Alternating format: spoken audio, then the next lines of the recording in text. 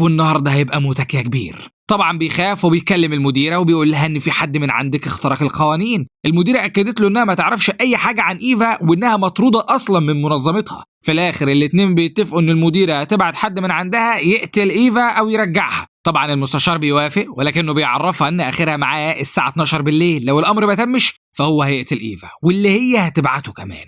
نرجع لإيفا اللي كانت بتعالج جروحها بالنار، وفي الوقت ده بيوصل اللي تبع المديرة وبيكون البعبع جون ويك أفخم واحد في المنظمة. المستشار بيتكلم في الميكروفون اللي بيوصل الكلام لأي حد في المنطقة وبيأمرهم محدش يدخل في أي حاجة من اللي هتحصل دلوقتي لحد ما الساعة تيجي 12. المهم بيوصل جون لإيفا اللي بتقوله انت جاي عشان تقتلني ولا ايه؟ فقال لها والله ده متوقف عليكي، لو هتيجي معايا بالذوق فمش هقتلك، أما لو رفضتي فهيتم قتلك. بتعرفه انها جايه تاخد طار ابوها ومش هتستسلم وبتضرب عليه نار. بتدخل معاه في قتال بالايد وهو كان يدوب بيدافع عن نفسها لانه مش عايز يأذيها، ولكن ايفا بتقدر انها تقنعه بانه يسيبها لحد ما تقتل المستشار وتشفي غليلها، والمفاجأة انه بيوافق بس معاها لحد الساعة 12. بتبدأ ايفا انها تصطاد مجرمي المنظمة واحد ورا التاني لحد القناص ما بيشوفها، وبيبلغ المستشار بان جون وقف في صف ايفا في الحال تم تفعيل وضع الطوارئ. والكل بدأ في مطاردة ايفا اللي دخلت مستودع السلاح وبقت تقتل اي حد يجي قدام منها بدون اي رحمة او شفقة،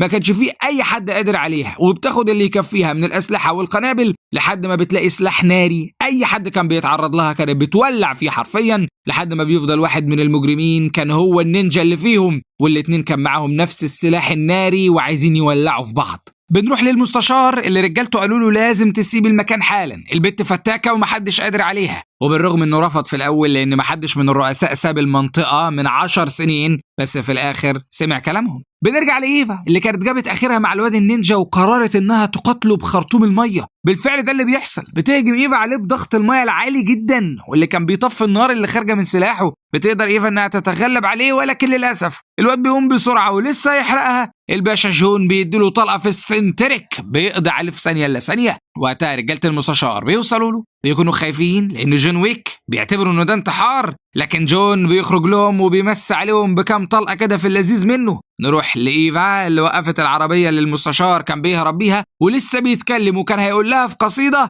قامت ناهيه الكلام برصاصه محترمه في نص دماغه. وبتروح لإيلا تطمنها. لما المديره بتتصل بجون تعرف ايه الاوضاع عرفها ان المستشار مات. وتاني يوم بنشوف إيلا مع أبوها في المستشفى ومش بيكون مات أصلا. أما إيفا فكانت بتحضر عرض باليه لحد ما بيجي لها صفقة بقتل واحد من المجرمين، فبتجري على شغلها ومعاها بيخلص فيلمنا. أتمنى يكون عجبكم، اعملوا لايك، اشتركوا في القناة وفعلوا الجرس علشان توصلكم كل ملخصاتنا الجديدة أول بأول. سلام.